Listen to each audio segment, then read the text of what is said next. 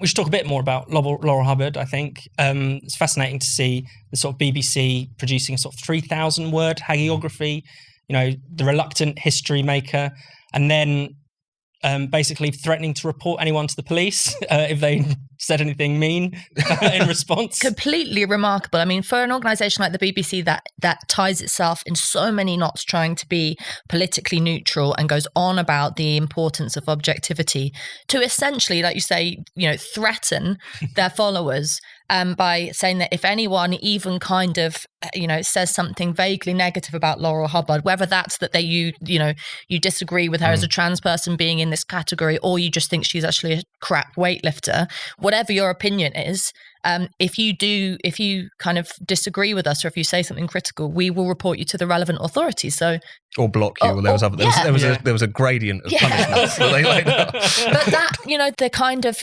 sensitivity, I think it's the most interesting thing, the sensitivity to having any kind of criticism of an athlete is very telling, because if Laurel Hubbard, who knows, is, I don't think that she's doing it on the basis of trying to screw up women's sport. No. I think that there's been there was a slightly uncomfortable desire, I think, among some gender critical feminists of wanting her to get through and almost wanting her to win so that they can be like, look how unfair it is.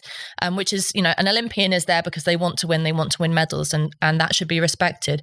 But also you can't go in and do something as controversial and I think as wrong as take part in a women's sport when you very obviously have a physical advantage in the way that people who are born with male bodies and go through puberty have, without expecting some pushback. There's this real denial of the idea of what is kind of commonplace, normal view of sport. And there have been countless people like, Martina Navratilova and all these sort of people have come forward and said, hang on a minute, we have to be able to talk about this, not be nasty online, but we have to be able to talk about this.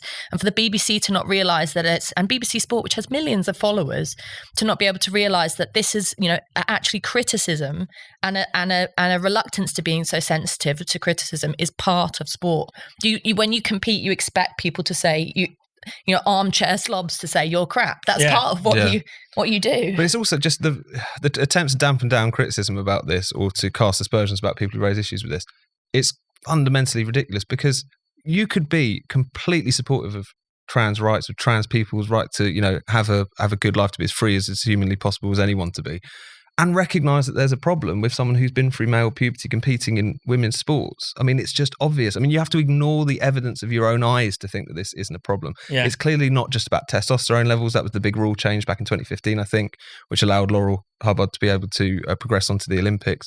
If you watch some of the mixed relay events in like the swimming and the running and whatever that have taken place this year, and you see, depending on how they've kind of sequenced it team to team, the men tearing up big leads, which then when they hand the baton over or tag in the woman, things slow down. Like, it's obvious. Yeah. You know what I mean? It doesn't undermine the achievements of the women, of course not, but this is why you make these kinds of distinctions. And to pretend that this stuff isn't a problem is ridiculous. I mean, even, I think her name was Joanne Harper, is a trans academic whose work kind of fed into the IOC's shift in position, said that on balance she supported the Laurel Hubbard's inclusion, but at the same time you've got to look at this, because if anything, women's weightlifting is one area where you might think this isn't appropriate. So even she will see the nuance in all of this, if you see what I mean.